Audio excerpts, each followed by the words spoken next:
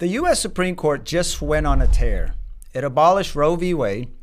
It supported the Second Amendment again. It reminded us that in America, citizens have a right to publicly declare our faith. And it limited unelected bureaucrats' ability to make policy with the West Virginia versus EPA ruling. The death of Roe seems to have drawn the most passionate of responses. The decision has further rattled the cage of a segment of the population that has already ticked off at everything. Roe's death is the result of decades of tenacious work by pro-life warriors. That work began the moment that atrocious 1973 court ruling became law. For many pro-lifers, abortion was the issue. Like Marjorie Dannenfelser. Dannenfelser was featured in a New York Magazine article titled "The Woman Who Killed Roe." She used her clout to make Donald Trump promise to nominate pro-life judges if she helped get him elected. Dannenfelser, by the account in this story, had a one-track mind: destroy Roe v. Wade. She stayed on track through many of life's twists and turns and setbacks, and it paid off. So, do these Supreme Court decisions suggest the tide is finally turning in favor of Americanism? I'm Paul Dragoo, and in this episode of Freedom is the Cure, we're discussing how these rulings will change America and what we can all learn when it comes to getting involved in the intense battle for liberty. But before we go, please remember to subscribe to this channel and like and share this video. It'll really help us get the word out.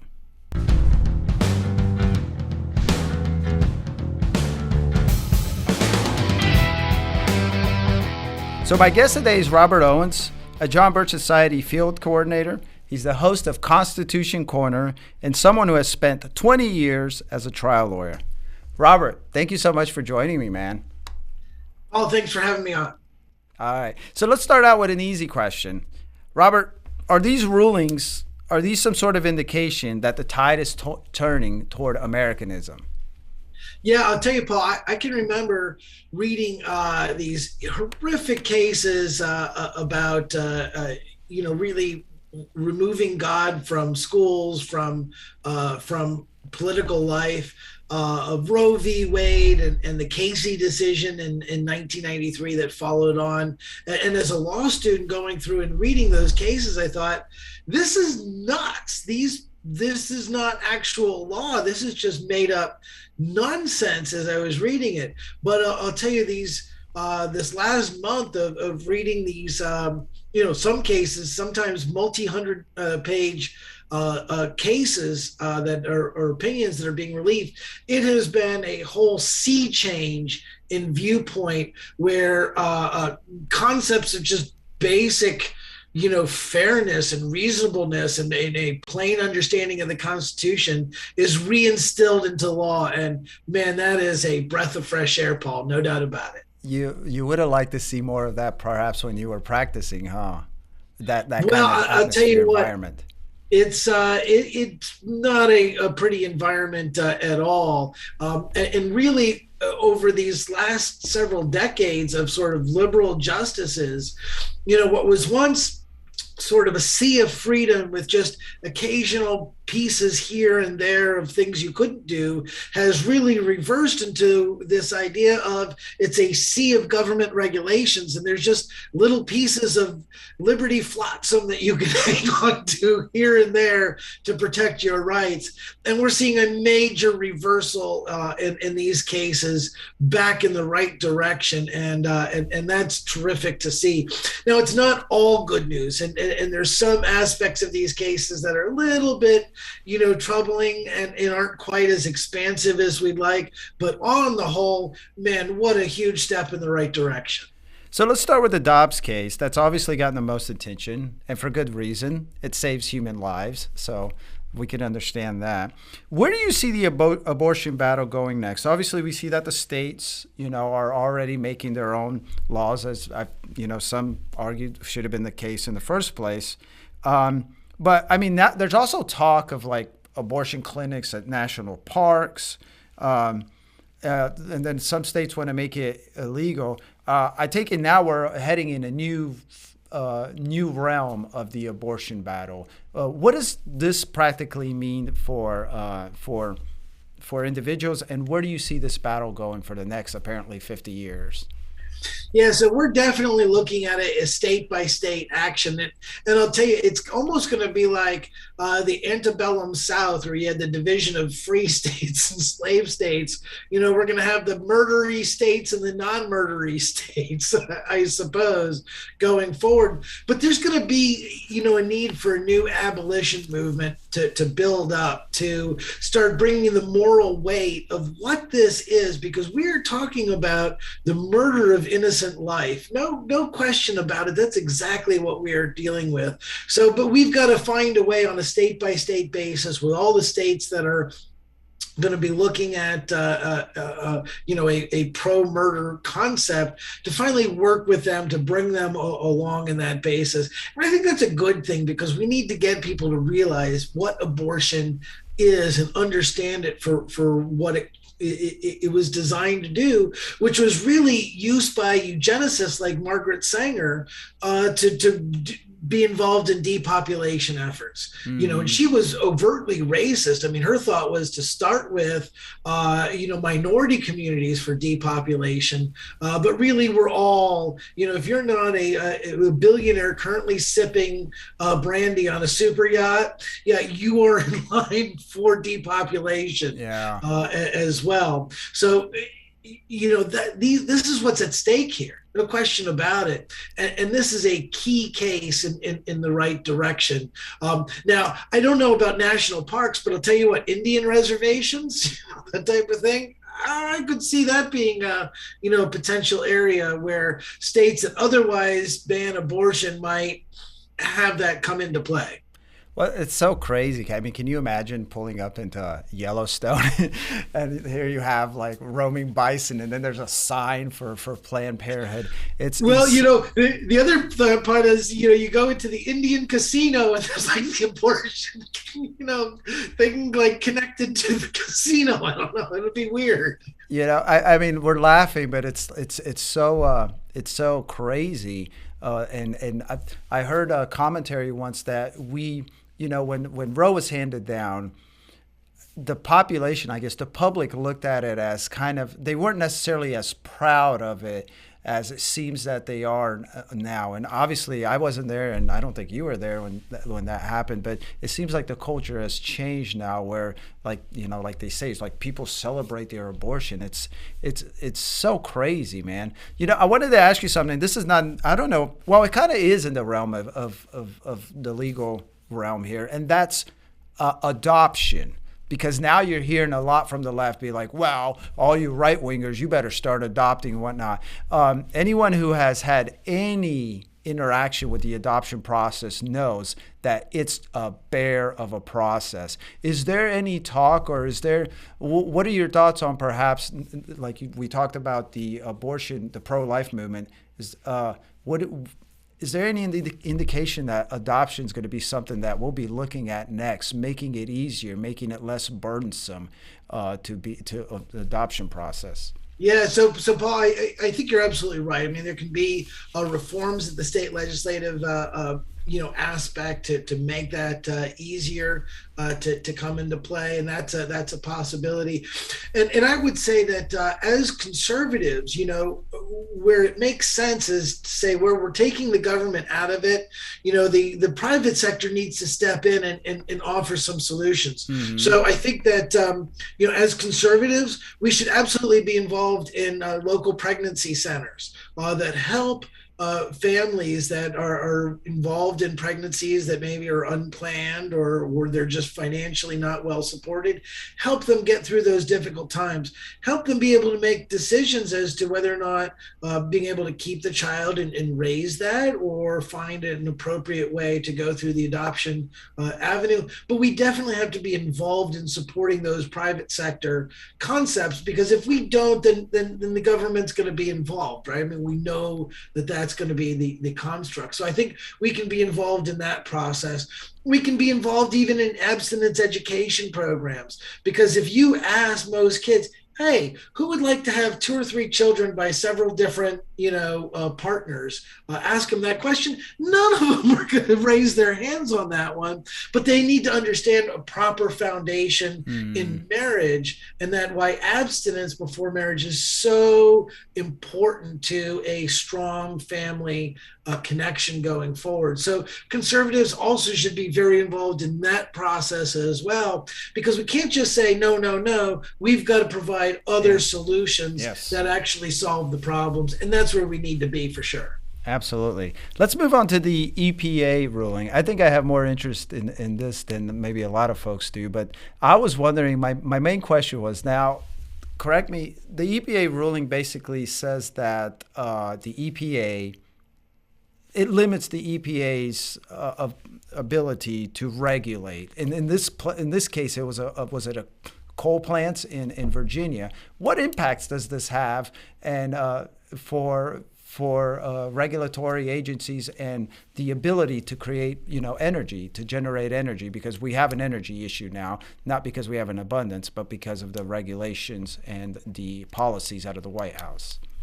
Well, so you make a good point there, Paul. So what happened in this EPA case was actually a coal plant in West Virginia, and it really stemmed out of the Obama Green New Deal, sort of the early stages of that process going forward to deal with climate change, fraud nonsense. It was a totally incoherent bill. But rather than dealing with it through Congress, Obama pushed that as a regulatory basis. And he did so because existing law before this new case dealt with something called the Chevron rule. And basically what this meant was that administrative agencies, as long as they could somehow tangentially connect what they're doing to existing congressional law, then it was considered valid and they could go forward and pass regulations along with it. And this was a massive rise of the regulatory state in the United States, not just the EPA, but across so many different sectors, even in Second Amendment applications with the ATF, passing rules and regulations as to what was legal, what was not legal.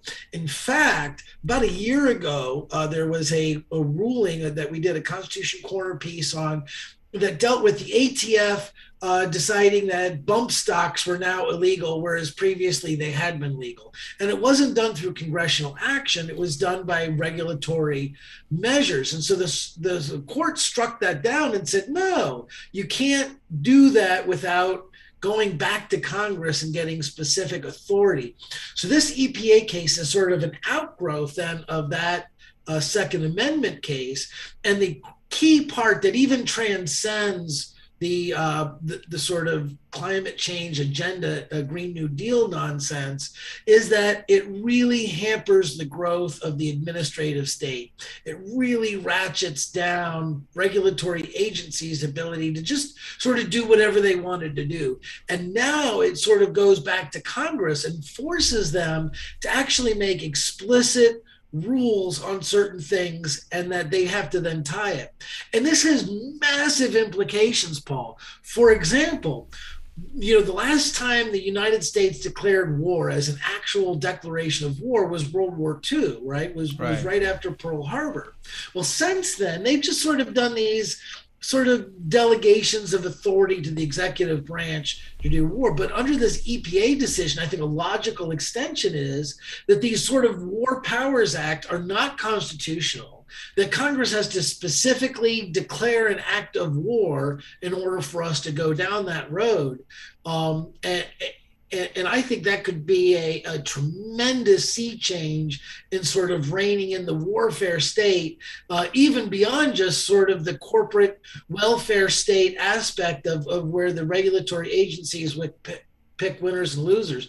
Paul, this case could have massive implications going forward. Well, I did not see that coming. I mean, when you started talking about the Congress, the war powers, I was just thinking we're talking about energy companies and regulating them and whatnot. But can you explain, like, how? Again, you probably kind of did, but how would this affect Congress?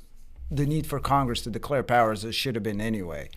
Well, so what happens is, you know, now I'll preface this by saying, Paul, I chose university based on not having a math requirement. I have very poor math skills.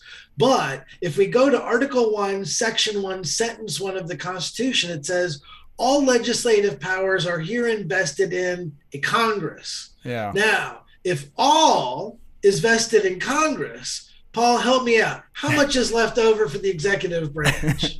That would be zero, sir. How much is left over for the justices of the judicial branch? That would be zero again. All right. So what the Supreme Court then has said is, look, all legislative powers are vested in Congress. And if legislation is going to be made, it has to be made by Congress. Yeah. Right. So you can't have administrative agencies just sort of making the rules as they go based on sort of blanket, ubiquitous sort of claims. Well, this same concept applies in War Powers Act, where we have seen where Congress doesn't, declare war, doesn't take responsibility for this. They just sort of, give some sort of delegated authority to the president. Yeah. Do what they should be doing themselves. And as a result, this is where this ethos or this concept comes into play, where all legislative powers are vested in Congress, where the declaration of war or not war vests in Congress. And this is absolutely essential that this needs to be the case, because it's going to be very hard for the sort of war hawks to actually get declarations of war, because they know that's unpopular and people don't want it. And it also reins in the regulatory behemoth that has been destroying America from the inside out, because it's not just greenhouse gases that get impacted. It's the vast array. I mean, it's OSHA, it's EPA, it's the ATF, it's the whole alphabet soup. Going forward, they can't make their own rules. They have to have express authority from Congress. And man, that is huge. Wow. Like I said, I did not see this coming. I wanted to touch on one of the dissenting judges in this case. Her reasoning was what we hear, of course, what we know as a tactic of fear-mongering us into overlooking the fact that it's unconstitutional. But basically she said that this will be terrible for the environment and terrible for the planet and whatnot. Man, what does this say about the priorities of these justices? Like, she clearly, her argument wasn't based on the fact that it's unconstitutional. It's crazy that this is one of the top justices in the land. Which justice was it, by the way? Is it Sotomayor or I forget. I think it was, and I can't remember who made I wasn't sure. Anyway, the comment. But you're right. It's totally unhinged and disconnected from any reality of constitutional rights. But I think that underscores this aspect, because people, conservative commentators, I think, really do a disservice to the public when they say that these liberals are stupid or that they don't understand or anything else. They understand exactly what they are doing. And you have to understand, these aren't good people trying to do the right thing. These are enemy actors specifically trying to destroy the United States as a sovereign nation, with a plan of being able to push us into a United Nations-led, essentially technocratic oligarchy, as it were. And so that is their goal. And so they see this majority decision as a major roadblock to actually implementing that technocratic oligarchy, because it is these unelected bureaucrats, this deep state that President Trump used to refer to, that is totally destroying the country from the inside. For example, most Americans have no idea the concept of something called the SES, the Senior Executive Service. But you want to talk about the deep state monsters that are totally destroying the country and using these regulatory agencies to do it? The SES is exactly where it starts with, because this is where the corporatocracy, technocratic types really dig into the federal government at the bureaucratic regulatory level and destroy the nation from the inside. this case, this EPA case, strikes directly at the heart of that. Yeah. Boy, that's big news. How would this work? Would for instance, if Congress or the president could it be used against the president? He loves that pin. When he's awake and almost there and aware of who he is, he'll he loves that executive action pin. Can that work in this? Can Congress say no? According to this ruling, now we have power to restrict what you can do. Or is it just against the bureaucracies? It applies to that too. I would say under the logic would certainly be a logical extension of that. It's one of those things where, Joe Biden doesn't even know what he's signing anyway, so it's just as well it won't have as much impact. As it comes into play. Executive orders are for the regulation of the executive department. They were certainly never meant to be any kind of lawmaking process. So I would hope that a logical extension of that is courts will start striking down various aspects of executive orders that certainly transcend their authority of what they're allowed to do. I mean, he can certainly decide what type of coffee to have, at the Navy mess in the White House. I might recommend Black Rifle coffee, suggested, although I'm thinking Shotgun Joe's not going for that. Let's talk about the Kennedy versus Bremerton School District ruling. What are the practical implications of this? Are public school administrators and teachers now, will they be more free to apparently outwardly show their faith? And will this change anything? Yeah, so Paul, really we saw two major religious liberty cases take place this term, and both of them hit at different angles, and both of them were terrific for the concept that government schools are a hot mess right now, and parents need to understand there's only one solution. Get your kids out of the government schools. Don't pass go. Don't collect 200. Don't even clean out the locker. Just leave the stuff there and get out, because that's the only answer that can come into play on these government schools. So two rulings took place. One dealt with, it was out of the state of Maine, and dealt with the fact that state legislatures that give parents the opportunity to take whatever money would be assigned to a child and direct it in their way to choose a school of how to educate their children could do so even if it was a religious-based school. So a number of states are looking at something called, in Ohio, we call it a backpack bill. Mm-hmm. And what it does is it allows parents to take their kids out of a government school and redirect them to like a local religious school and use that state money. And even if it's a religious school, they are perfectly within their constitutional rights to do that. So that's huge. We can get kids out of those schools. Now, for the few that remain in government schools, and that's sad because they shouldn't remain there, but for the few that do, it allows Christian teachers to be able to have opportunities to express their faith in a number of different ways. It allows students to find a way to express their faith in a lot of ways. So students can then perhaps carry Bibles into classes and be able to hold, Christian or religious-based meetings in their schools, to have teachers and coaches even engage in prayer with them. And it really loosens that whole environment and gets rid of what's called the lemon test that previously really restricted and ratcheted down those kinds of things. And so I think it's going to be a re-inculcation of God into this process. And man, that's always a good thing. Wow. That's really strong if that's what we're seeing. There's been so many battles. And what are your thoughts on this? I think this is one of the most common misconceptions. People like to talk about the separation of church and state. And many assume that the separation of church and states means that whenever you walk out of your house, because apparently that's the only place that you can be who you are, that's, whatever, if you're a follower of Jesus. Can you destroy the misconception that separation of church and state? Because apparently many think that means that you can't bring your faith outside your house.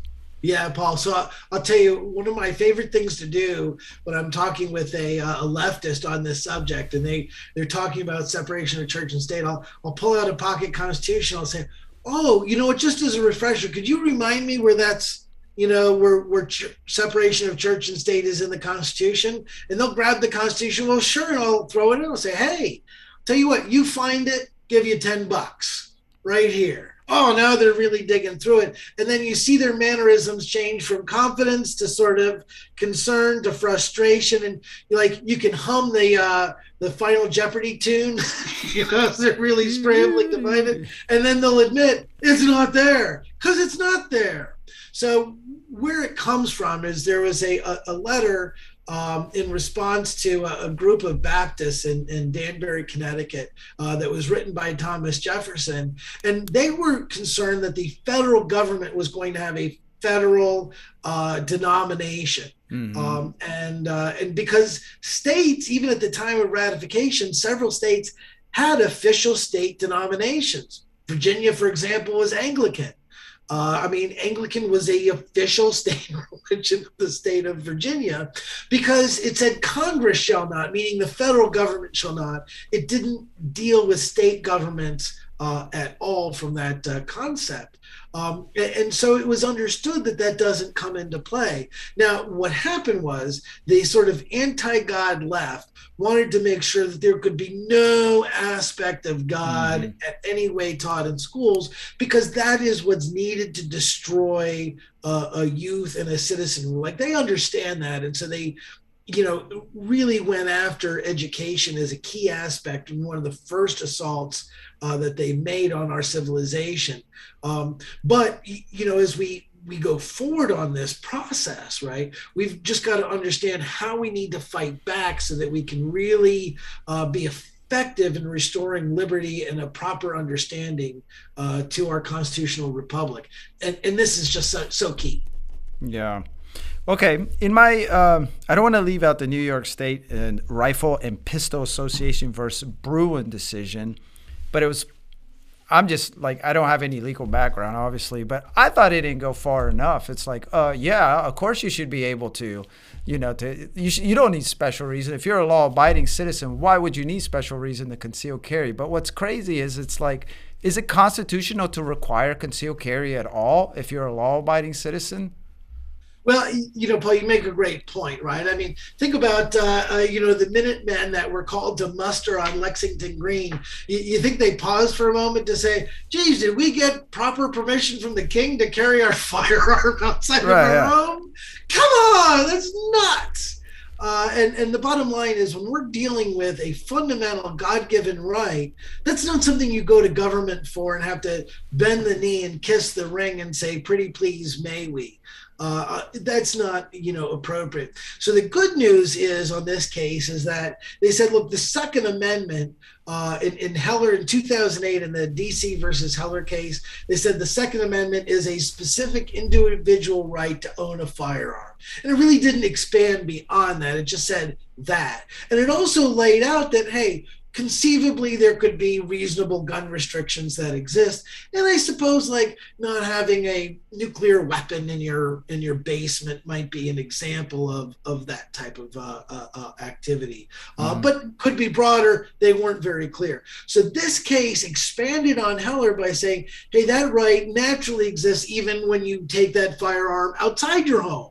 Before you could say you have it in your home, now we say you can have it outside your home. So it's an incremental expansion. Now, the downside to the case, as you point out, is that it says, hey, there certainly is understanding that the rights can say you need to have a license, but they point out that license issuance can't be based on subjective criteria. It can be based only on very limited objective kinds of things like, do you have a felony record? Have you been declared mentally incompetent? Those types of aspects. But as long as you clear that basic hurdle, and maybe they can say you have training so you don't shoot yourself in the foot or shoot your neighbor. Mm-hmm. But as long as you clear those hurdles, then the state must issue issue that license to you. It doesn't have discretion to not issue the license. So that's a reasonably significant move forward to it, and that's not bad. But the fact that you would need any license at all, in my mind, really, suggests that we do have to come to government for these rights.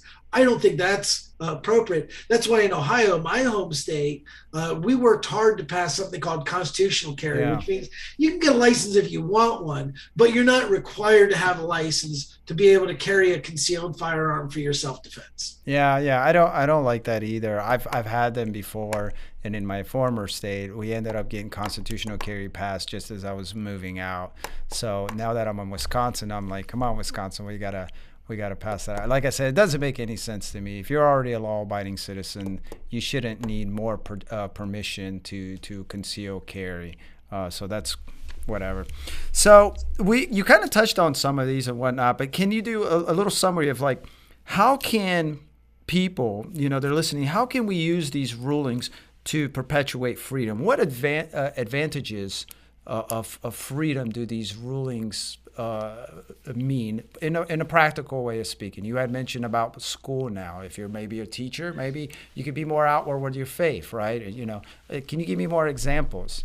Yeah, so I would say these recent decisions, I think, should just reinforce the strategy that the John Birch Society had, which is go to your states and be active in your state legislatures, because federal government should be limited in what they can do by Article 1, Section 8 of the Constitution. So these decisions have really made it clear that that's the direction the court's going, an originalist interpretation of the Constitution. So what that means is that we need to be especially active in state legislatures, finding ways to make it as easy as possible for parents to get their kids out of government schools, because the only way we're going to get true reform to government schools is if, the teacher and staff show up on day one and there's like no students left in the classroom because they've all gone somewhere else. That's what we need to accomplish. We need to really work in state legislatures to ratchet down on the life issue, because the bottom line is life starts at conception. Every biologist on the planet will tell you that is the start of life, and we need to protect innocent life. So, there's a number of states where abortion is illegal to one degree or another, but we need to really ratchet that down because, for example, the sort of, abortion in an abortion clinic, that really doesn't happen nearly as much as was the case previously.